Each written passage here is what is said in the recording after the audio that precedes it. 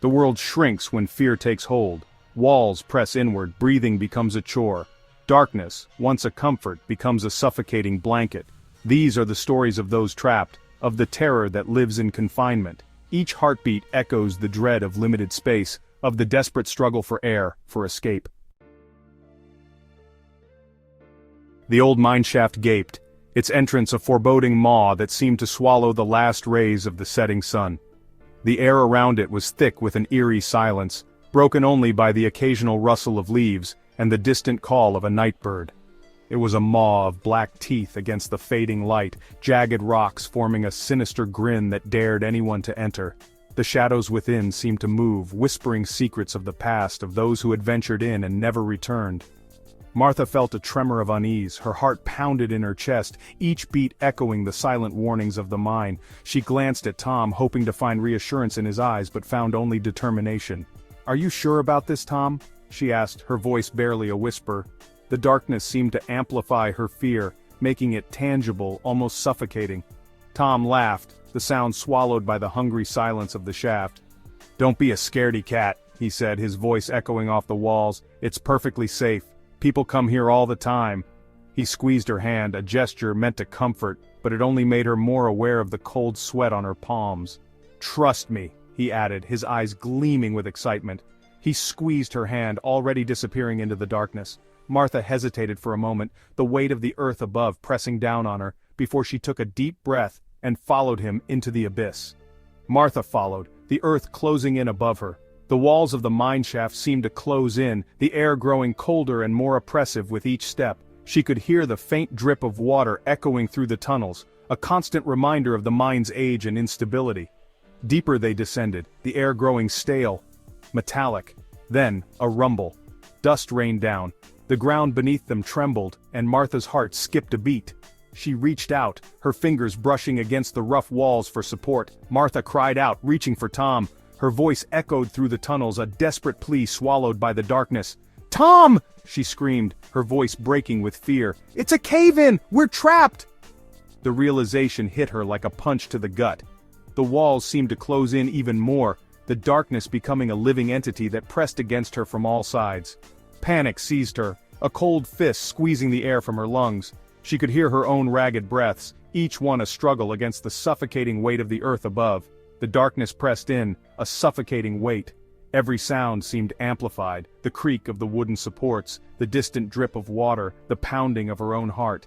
Each struggling breath whispered the same terrifying truth. This was where it would end. The mine, with its ancient secrets and silent whispers, would be their tomb. And in that moment, Martha knew that the last breath she took would be in this dark, unforgiving place. Rain lashed the car, blurring the desolate highway. Sarah hugged her coat tighter, shivering. "John, I don't like this. Let's just find a motel." John, focused on the road, waved a dismissive hand. "Relax, Sarah, we're almost there." A sudden jolt, a sickening lurch, and the car skidded to a stop. Dead. John cursed, kicking the dashboard. "Great, now we're really stuck." He tried the engine again. Nothing.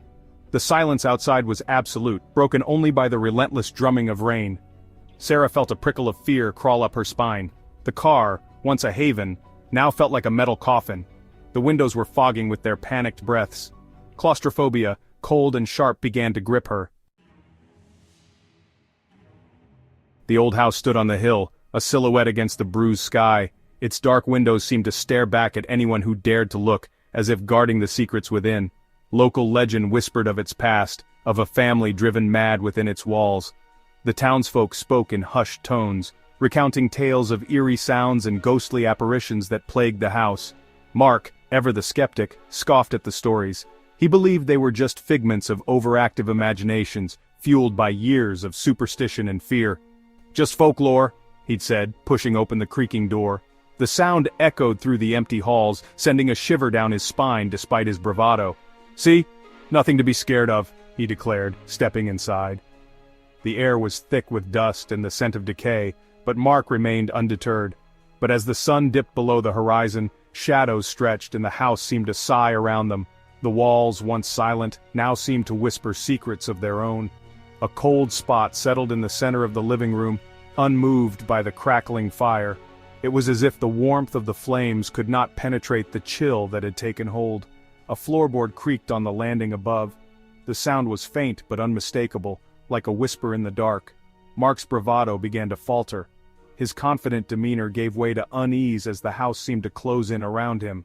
He felt the weight of the house, its history, pressing down on him. The air grew heavier and each breath became a struggle. The rooms, once expansive, now felt close, suffocating. The walls seemed to inch closer, as if trying to trap him within their grasp. There was something here, something unseen, and it was watching them. Mark could feel its gaze, cold and unyielding, as if the house itself was alive and aware of their presence. The earthquake struck without warning. One moment Emma was sorting through books at the back of the antique shop, and the next, the world was twisting, shelves collapsing around her. Dust filled the air, choking her. The only sound was the groan of settling debris. Then, silence. She was trapped. Panic welled, hot and suffocating. The air was thick with dust, heavy in her lungs. The weight above was immense, the darkness absolute. She screamed, her voice swallowed by the crushing silence. Time lost all meaning.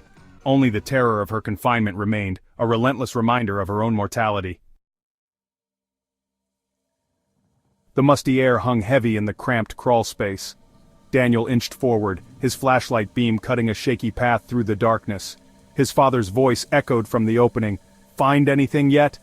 He hated these expeditions, hated the feeling of being buried alive. "Nothing yet," he mumbled, his voice tight with anxiety. He pushed further, the space narrowing, forcing him to crawl on his belly. The floor joists creaked above him, the sound amplified in the confined space. His breath quickened, each exhalation echoing his growing fear. Then he saw it, a glint of metal in the far corner. As he reached for it, the earth shifted. A chilling realization gripped him. He was not alone. The elevator lurched to a halt, plunging them into darkness. The sudden stop was jarring, and for a moment everyone inside was too stunned to react. The emergency light flickered on, casting eerie shadows on the walls. Emily gasped, clutching her brother's arm. "What's happening?" she whispered, her voice trembling. Around them, other passengers began to murmur in confusion and fear, their faces barely visible in the dim light. Michael, ever calm, patted her hand. "Just a power outage," he said reassuringly. "We'll be fine." He tried to project confidence, but even he couldn't ignore the growing tension in the confined space. But the darkness was absolute, the silence broken only by their own ragged breaths. The elevator felt like a tomb, the air thick with anxiety. Every creak and groan of the metal seemed amplified in the oppressive silence. Minutes ticked by, each one stretching into an eternity. The small space seemed to grow smaller with each passing second, the walls pressing in on them. Time lost all meaning as they waited, trapped in the dark. The air grew stale, the walls seeming to close in. The once spacious elevator now felt like a coffin, the lack of fresh air making it hard to breathe.